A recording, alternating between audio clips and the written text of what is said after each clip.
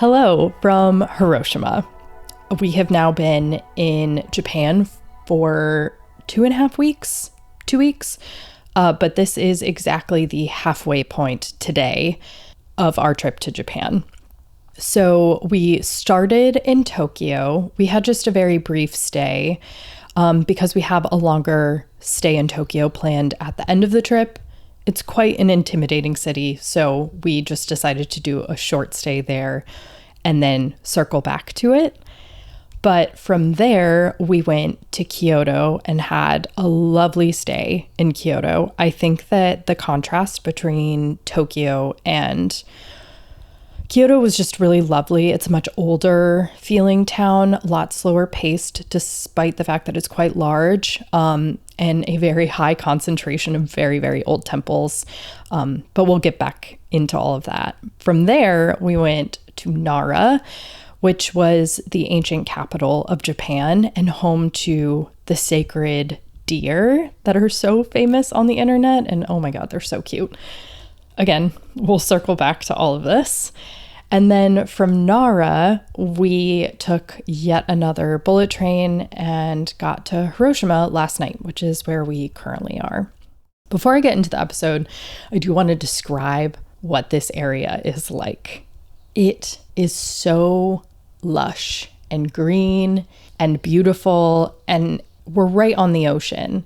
If somebody blindfolded me and brought me here, part of me, without seeing the architecture, would think that it was Hawaii, just because of how lush and green it is. And when we got into town, of course, there was a rainbow, but the water is crystal clear and it has these huge mountains that just shoot out of the ocean and go straight up, which is very reminiscent of the topography in Hawaii.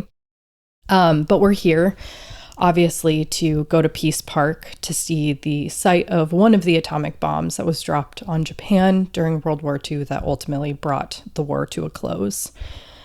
I'm very happy to be recording this now because we're going to go to Peace Park and see all of the museums and sites tomorrow, and I fully expect to be emotionally obliterated by that place and will need some time. So I think that this feels like a really great day to kind of bring you up to speed on how we came here, because this has all been quite an interesting experience.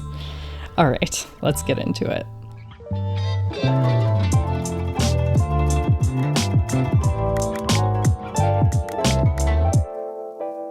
So I feel like the story of coming to Japan actually starts over the summer, despite the fact that this did not come to fruition until a month and a half ago. So over the summer, that was when we were starting the process of hopefully shipping our truck to South America.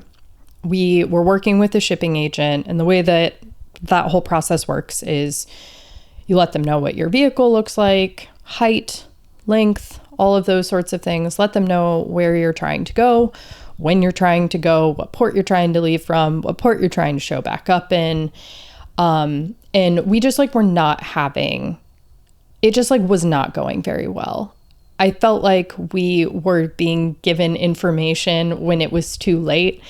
And so we just kept missing opportunities to potentially secure a boat. But then there was also a whole bunch of difficulties with our batteries, because you can't put a lithium battery on a boat. This is a new law, and I'm getting into the weeds here, but there just kept being all of these setbacks and these things that we were learning that would kind of stop the show.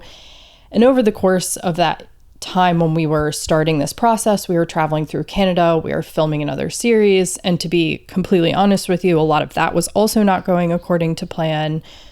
Such is life, I now realize, with some hindsight. But I think that it just kind of felt like we were repeatedly beating our heads against the wall, just kept trying to do all these things, had all these goals set, and just none of them were working out.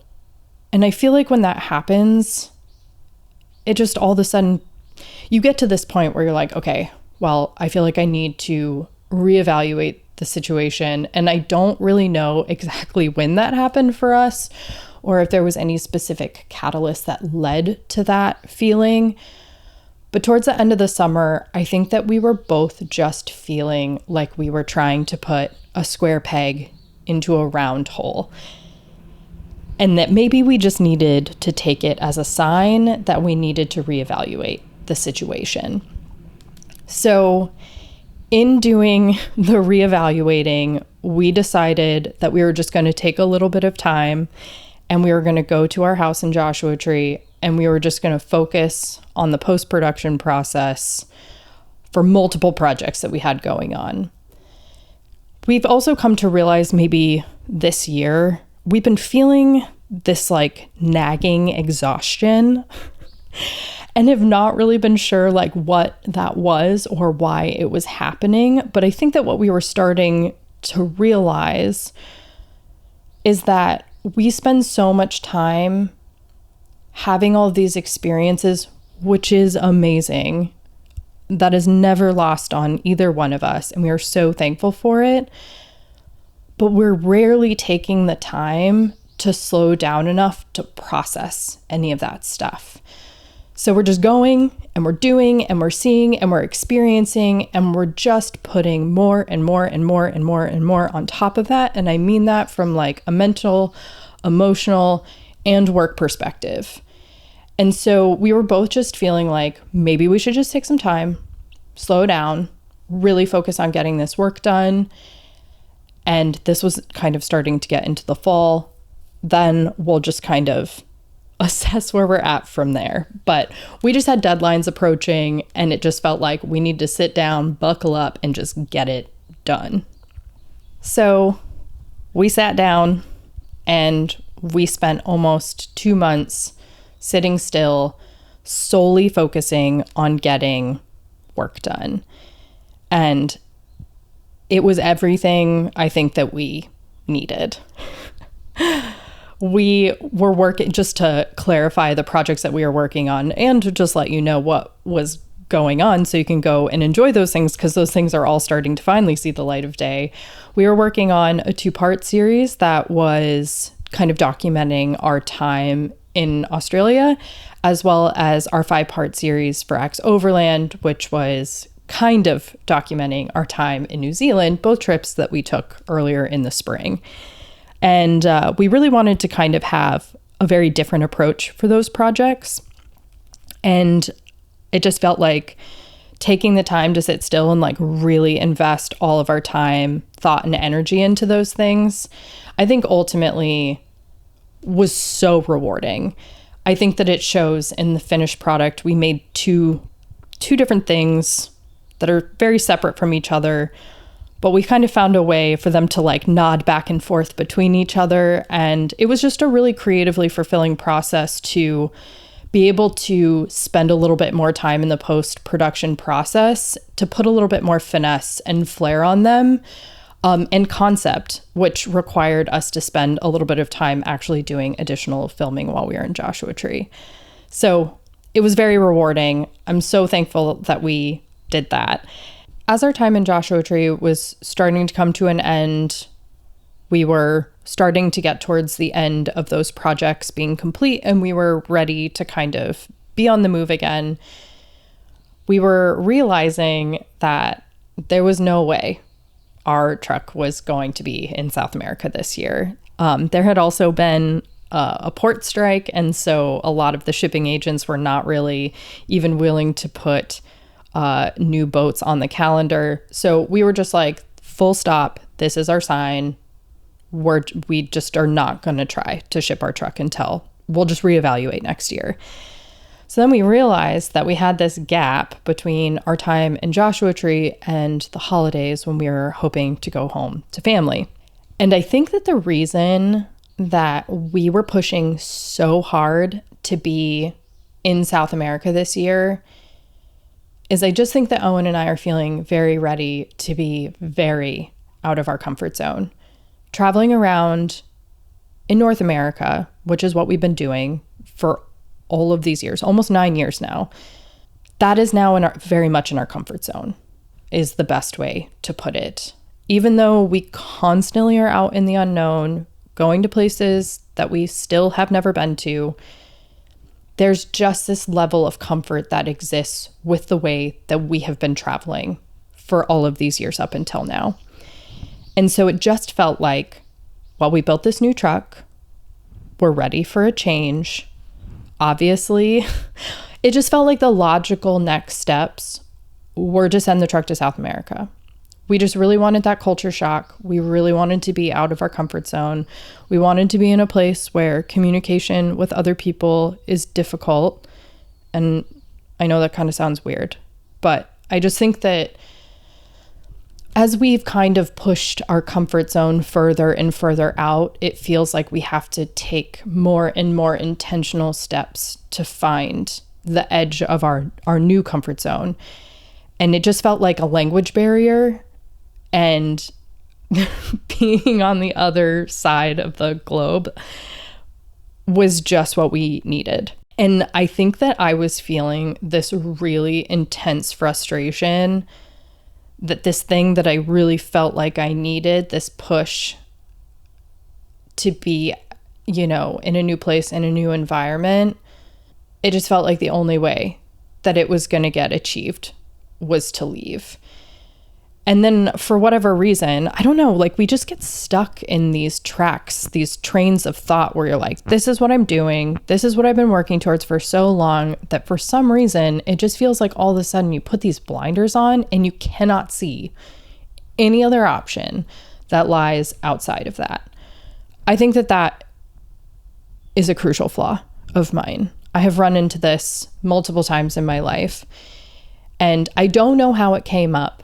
But all of a sudden, it dawned on Owen and I, whoever, that maybe if that was what we felt like we needed, we still had a way to go out and have that type of experience without taking our truck with us. We could just go fly somewhere for however long we had, and we could go just do something new and different in a different place and then just come back. And so as soon as that realization set in, it was like, okay, we have options.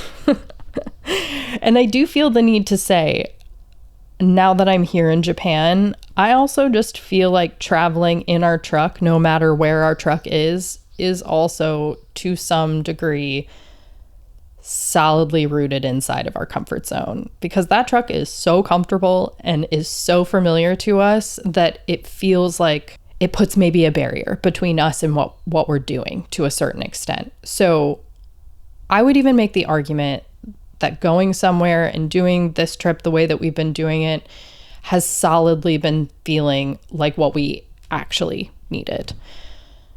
All right. So we're in the house in Joshua Tree. We've come to this realization. So simultaneously in the background, I have signed up for Ali Rockwell's Booked It on Points newsletter. And if you haven't listened to episode 6, it is a full-blown conversation with Ali on the topic of her incredible newsletter that kind of focuses on tips, tricks, deals for kind of outsmarting the credit card and mile points systems to help your money go farther. She's incredible. And I think that newsletter might have actually been a major part of the catalyst. I think a combination between that and spending 2 months kind of really marinating in these thoughts and ideas that we had while we were doing these other international trips from the spring, being Australia, New Zealand, and Vietnam. So I think that all of this was percolating in our brains. And so I reached out to Ali and I was like, hey, all of a sudden we realized that we have about a month in our schedule, that we don't really have anywhere we need to be, and we're feeling desperate to be somewhere else. And I was like, is there any way we could hop on a call and I could pick your brain? And we were overdue for a catch-up conversation anyways. So Ali very graciously, Ali and Gio both hopped on a call with us. And the night before, we spent time in her most recent newsletters, as well as kind of looking at what flight sales were going on, and we kind of narrowed it down to 2 options, both of which Allie and Gio had been to. And so we kind of just wanted to lay it out there for them and be like, okay, these are the 2 options that we're looking at. What would you recommend between these 2? So on the call, we laid out the option of going to Mexico City because the flights were $80, though like unfathomably cheap flights. And then cost of living for a month in Mexico City would be relatively affordable as well. And then the other option was Japan. The tickets were more expensive. If I recall correctly, I think it was $1,500 for the both of us. But still, the yen to the dollar ratio was very much in the dollar favor. So it was as affordable as it's just about ever been to travel in Japan. But there was also a little bit of like a cultural desire to see Japan. Owen is half Japanese. His dad is 100% Japanese. They have very distant relatives that are from a very specific area in Japan. And Owen had never been. I had never been. Growing up, a lot of my friends were Japanese. So I just think that there was this origin story, if you will, that we felt a little bit of drive to go track down. All right. So we laid those 2 options out for Allie and Gio, and it took them precisely 0.5 seconds to say, no question, you have to go to Japan. They spoke so highly of it. They were just so moved by the country. And so I think that that was effectively all we needed to hear to make our decision. All of this happened less than a month out from us leaving. So by that evening, we had booked 2 tickets for 1 month to Japan. This episode of Camp Nowhere is brought to you by Red Arc. For the last 4 years on the road, our entire life has been running on Red Arc's power management systems. Whether we're charging our camera gear, powering Starlink for remote work, or making this podcast in the middle of nowhere, Red Arc always keeps everything running smoothly. They've spent decades perfecting their products based on customer needs, putting in countless hours to design and test the toughest mobile power solutions out there. Born in the rugged terrain of Australia, Red Arc has been leading the way in mobile power solutions for 45 years. For more information about reliable off-grid power, go to headnowhere.com/redarc, which can also be found in the show notes.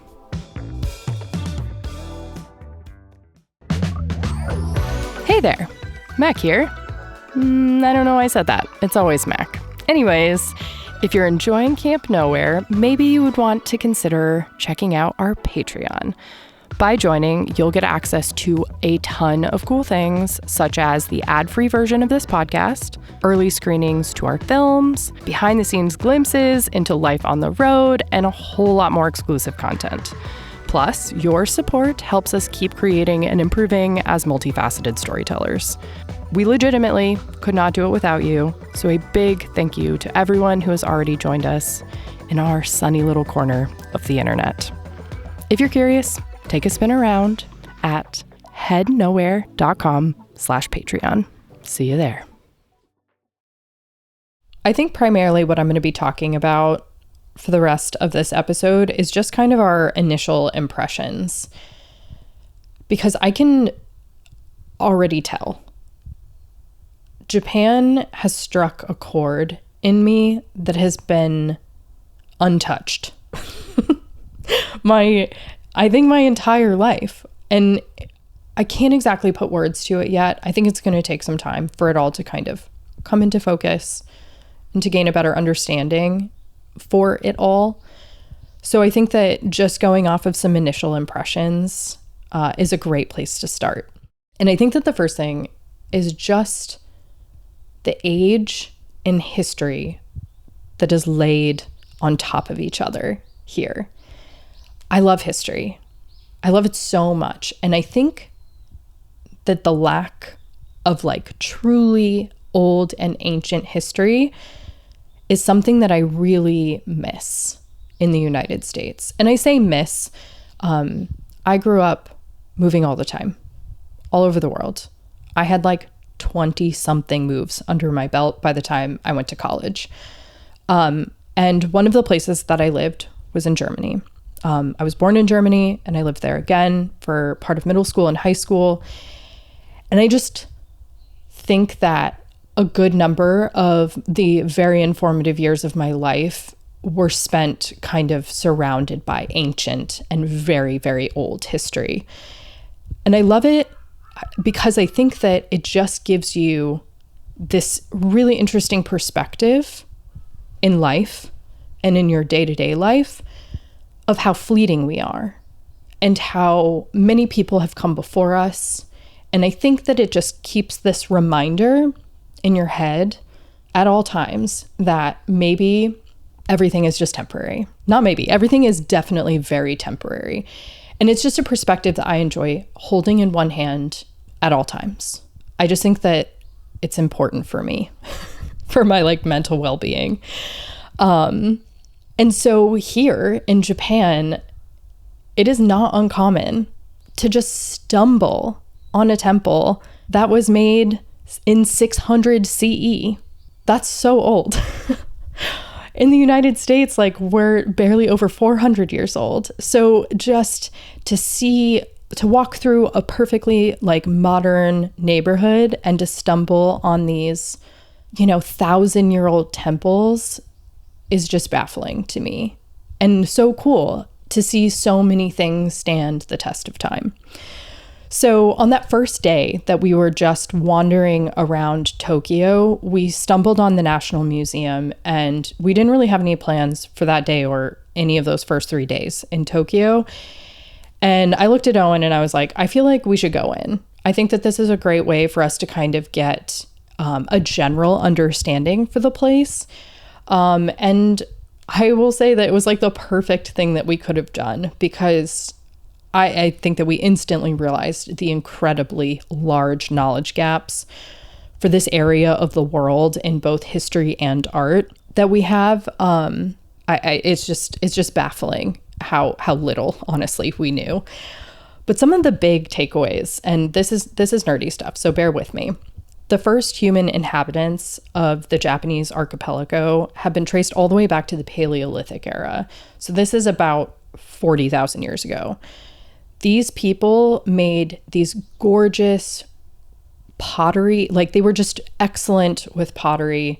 They made a lot of really beautiful like spears and hooks and all of these really interesting things. But the thing that really caught my attention is these clay votive figures. And what was so wild about them is that those clay figures look strikingly similar to the votive figures that the Inuit people were making on the other side of the world at the same time. So there's some arguments to be made about them potentially being distant relatives of each other, but I just found that to be so fascinating. And having spent time in Alaska and that part of Canada, we have seen a great deal of Inuit art, and they're right. The similarities are striking and so fascinating. Something else that I found interesting was there was a period of time in Japan where they did these really elaborate burial processes that are not too dissimilar from that of the Egyptians. And they were in the shape of like a keyhole, and they were burial mounds with a tomb inside. And then some of them even have moats around them. And when I say keyhole, I mean like a perfect keyhole shape. And they're huge, they're big. And so even to this day, I have seen scrubbing around the map here in Japan that very plainly you can see those burial mounds in the key shape with the moat around them scattered all over Japan to this day. That is just like so mind-blowing to me. But inside of these tombs, they would leave a vast array of clay votive figures of people, animals, vessels that held a bunch of different things, including money, and all sorts of other different offerings for the dead. And the National Museum just had this incredible display of all of the different things that were left behind. But again, what's so fascinating about this to me is that people in totally different areas of the world can arrive at very similar practices, seemingly completely independently of each other. I just think it's so cool. It's so amazing. The next thing that has really jumped out to me is the emphasis on both craft and quality. And I would put those two things together. And I think that this one maybe hits home for me just because those are things that I have always held with the utmost importance in my life. And it's often where I feel the most at odds with, I'm going to say, the rest of the world. And I'm going to put that in quotes because I'm coming to realize that's maybe just like the Western world. Because everything here is like so wonderfully built with so much intention, quality, and craft. It's why so much of it has been able to stand the test of time. And I think that a really great way to illustrate this point is we have gone to a number of different sites that have had damage for a number of different reasons. Fires. Honestly, there's been a lot of things that have had to be rebuilt due to air raids from World War II, earthquakes, long list. Lots of things can go wrong over 1,000+ years. But a great deal of the castles and temples have had to have some degree of being rebuilt or preserved over time. And a great example of this is there is a pagoda, a 5-story pagoda that is very famous in Nara. And we show up and there is this huge birdcage looking thing over the top of it. And we did not realize it was going to be under construction. It's actually been under construction for the better part of a year now. And side note, the scaffolding is honestly beautiful in its own right, but that's beside the point. So Owen and I stopped and we were trying to read the sign to figure out the different stages of the work that they were doing, why they were doing it, how long it was going to take. And turns out this pagoda is potentially going to be under construction. I got mixed answers. It was looking like it's going to take anywhere from 7 to 14 years. And never have I ever heard of anything taking that long to make.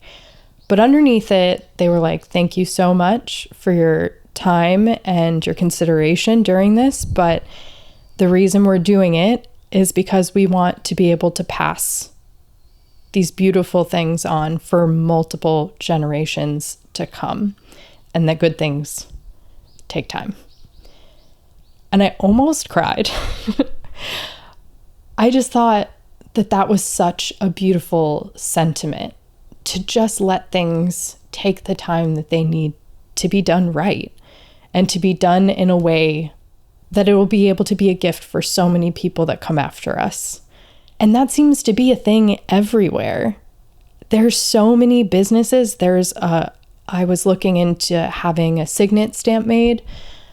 There's a business in Kyoto that's been open for some 500 years by the same family. We went to a soy sauce maker. That man is a 5th generation soy sauce maker. He has no recipe. It's just a lifetime of dedicating himself to one craft to be the best he can possibly be. And he and his business are on the historic registry. And that's in Nara, by the way. And I just thought that was so beautiful. I think that we've kind of lost our way in that sense, where we want things fast. We want them now. And we don't really care about the quality. And we don't really care if it'll be around for those who come after us. And that's always felt so counterintuitive to me. But I also just think it's so incredibly beautiful what's possible when you dedicate your life to a craft. Another instance, when we were in the National Museum in Tokyo, we were looking at there was a whole gallery room of just samurai swords. And these were from master swordsmiths. And these swords were made over 1,000 years ago. And they looked brand new. Like they had never been used in war. And they had.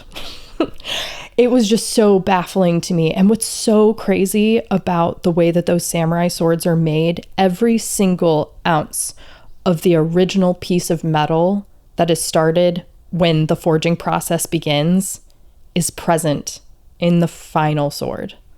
It's all there. It's just continuously worked over and over and over. And it's something to behold. So this dedication to craftsmanship does not just exist in the big things, the temples, the art, the sculptures, that type of stuff. It also just exists in everyday objects. For instance, every single time we go to a restaurant, on the table, there's these heartbreakingly beautiful ceramic jars, and they have these gorgeous little handmade bamboo scoops, for lack of a better term, and they're just there for the spices. But they're beautiful objects. In another case, all of the different fun desserts, all of the little tools and brushes and molds that they use are so delicate and beautiful and often are handmade. They're amazing. And it's such a fun treat, in addition to getting a little treat, to be able to see all of these different things. But I think that my favorite example of the everyday quality and attention to detail, we were at this stunning, very, very old castle that was made by a shogun clan. And we were walking through all of the different areas of the estate, for a lack of a better term. And there was a man kneeling on the floor, and he was dusting with this tiny little handmade brush every single slat in this incredibly ornate door. And it had so many little details, but he went line by line, perfectly sitting there, getting all the corners. I don't even know how it could have been dusty in there. I mean, the place was spotless, but this man so diligently sat there and worked through every single detail of that door. And I stood there and I watched him, because it's just so rare to see somebody just like take the time to do something so thoroughly. And I find that to be very beautiful. But also, the streets are clean, and you see people stopping and actually picking up trash. Because I just feel like when things are cared for and that's obvious, other people will do that too. I've just found that to be like endlessly moving. And it's kind of embarrassing, honestly, how many times I've been standing in front of a temple, a shrine, a castle, a sword, a piece of art here. Honestly, even just the roof tiles on the buildings here have brought me to tears. And I just think as a person, I just want to like achieve quality. I just want to leave something that'll last. And to see a culture built around that, I don't know, I've just like felt like this drive for quality that I've always had in myself and what I put out into the world has felt very contrary to the place that I am from, if that makes sense. And to come to a place where that kind of dedication is everywhere, I can feel myself and my desires make a little bit more sense. And like they're maybe not a foreign or crazy concept. So there's a lot going on in there. I think that, yeah, it's going to take me a lot of time, I think, to process all of this. But I can feel it. I can feel it taking hold in me. And I think it's been very empowering. It makes me feel like I'm a little less crazy, maybe, which I'm very thankful for. But to see that kind of quality and that drive for excellence in the form of architecture, the care for nature, what people are making in both terms of like physical objects and food, and it's just everywhere. And I'm so impressed. I'm so thankful for it. It's just an incredible thing to pay witness to. So I think that we'll probably be circling back to this idea at some point, because I think it's been maybe one of the biggest things that have come up for me in this trip. Okay, the next thing. And it is the beauty in the inability to communicate with words. As you have probably gathered by now, I am a very communicative person. I have a lot to say, And I just am really loving not having the ability to communicate with people, because I'm coming to realize how much you can say with no words at all. And I think that that's a really important lesson for me, ultimately, as a storyteller. I think that it's showing an example of restraint, of being concise. And I think it's something that ultimately I'm probably going to spend a lot of time thinking about and reflecting on, again, because I love using examples. We went into a little takoyaki restaurant. This was also in Nara. It happened to be almost next door to the 5th generation soy sauce maker. And it got great reviews. We saw it and had essentially made the decision to go before looking it up. And it was this really old woman who, it was her restaurant. It was very clear. There was pictures of her with all the school kids from the neighborhood over the years on the walls. She was absolutely adorable. And her takoyaki was by far, we've eaten a lot of it, but it was by far the best we have had in Japan so far. And if you're not familiar, takoyaki are these little kind of dough balls that go into this really amazing griddle. And it's half circle, like little cups.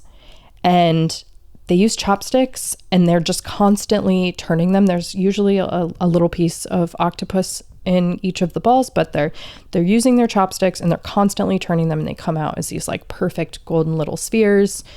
And then each person who makes them tops them very differently.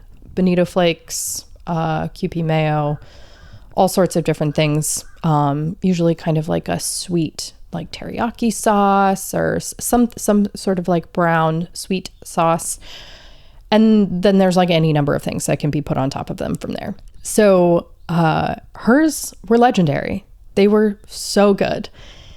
And before we left, I made sure, we've been using Google Translate to type messages to people so they can read them if we feel like we really have something that we need to communicate. Otherwise, you'd be amazed at how much you can get done with gestures and smiles and thumbs up and the okay sign and using your fingers.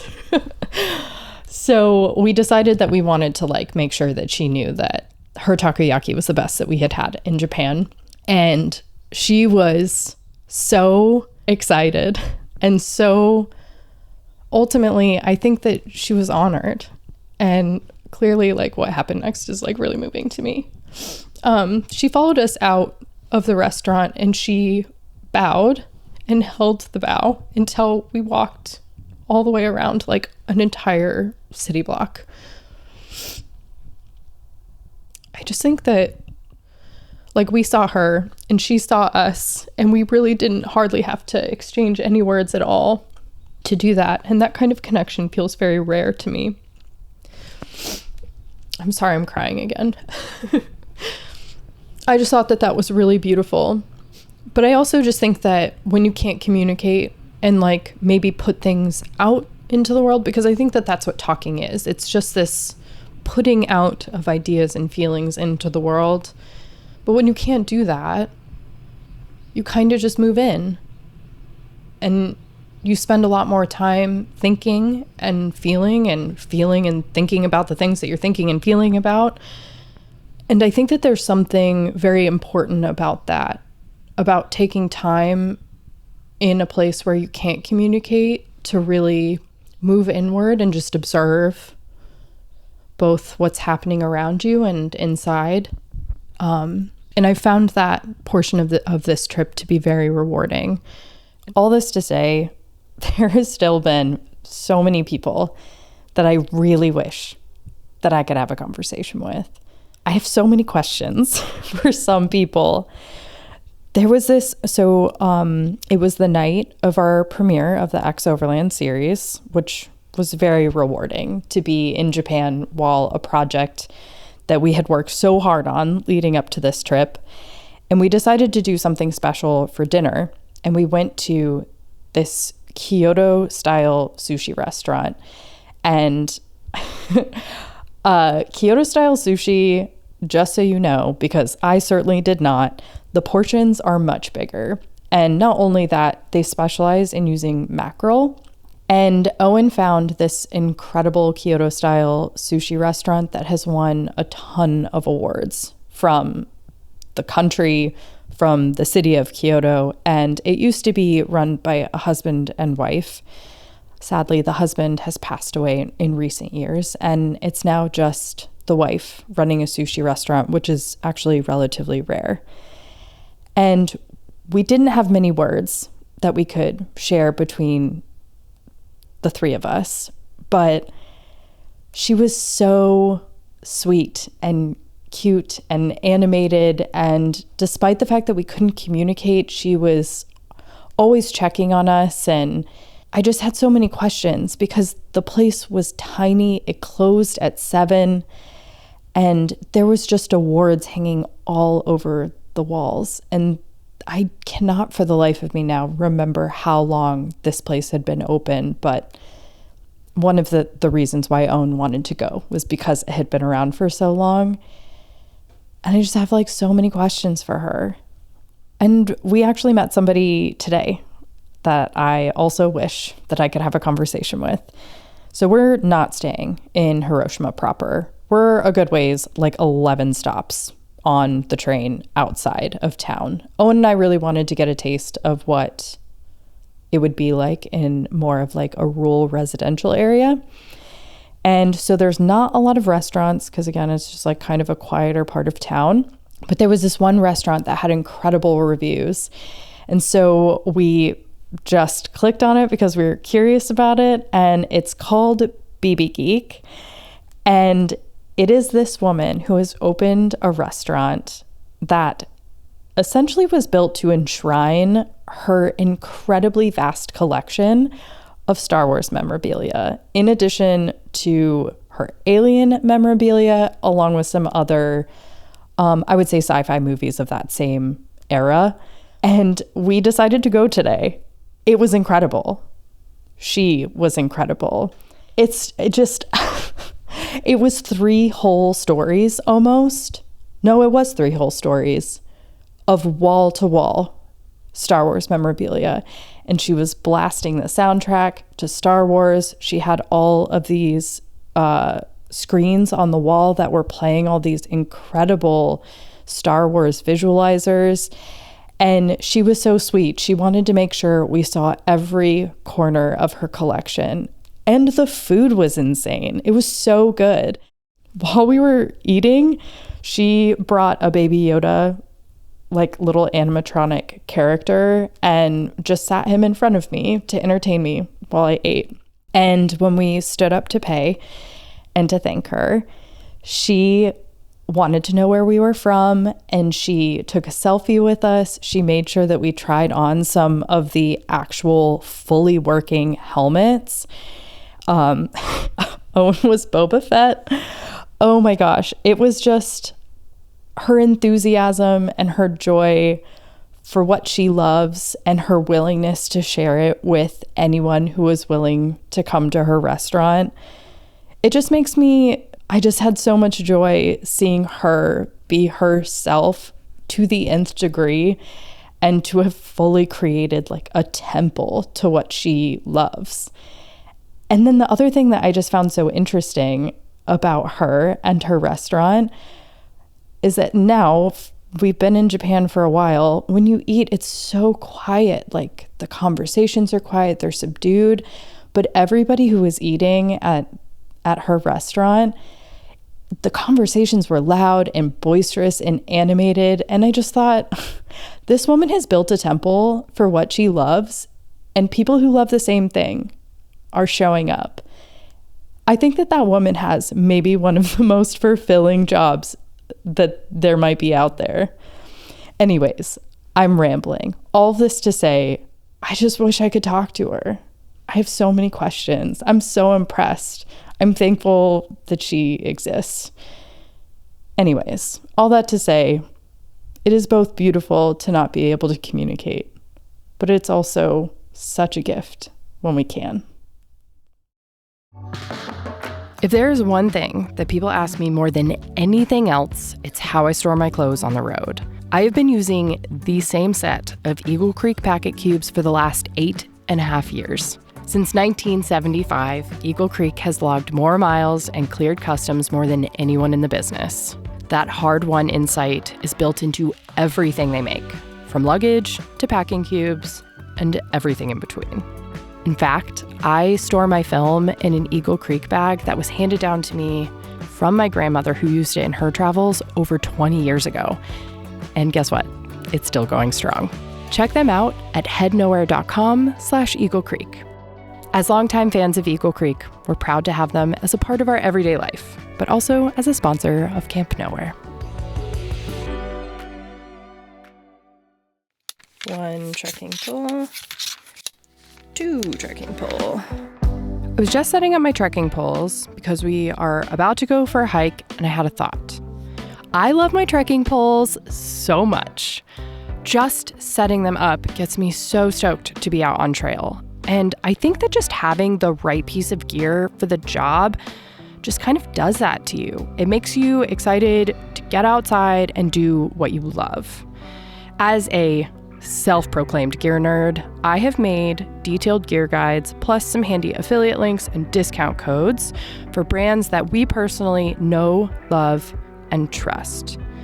If you decide to grab anything from those links or gear guides, it helps support all of our creative projects that we're working on, from films to podcasts and life on the move. So, if you are gearing up for your next adventure, check it out at headnowhere.com/gear, and thank you so much for helping us stay rolling. Okay, gotta run. This trail is not gonna hike itself.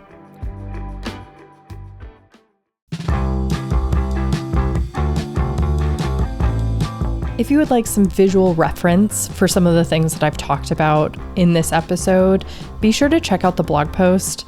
I'm going to be sharing some additional photos, more so than I usually do, just because we talked about so many specific things, and I want to make sure that you have the opportunity to put a visual, so to speak, with what we talked about. Thank you so much for listening. I really appreciate it, and I'll see you down the road.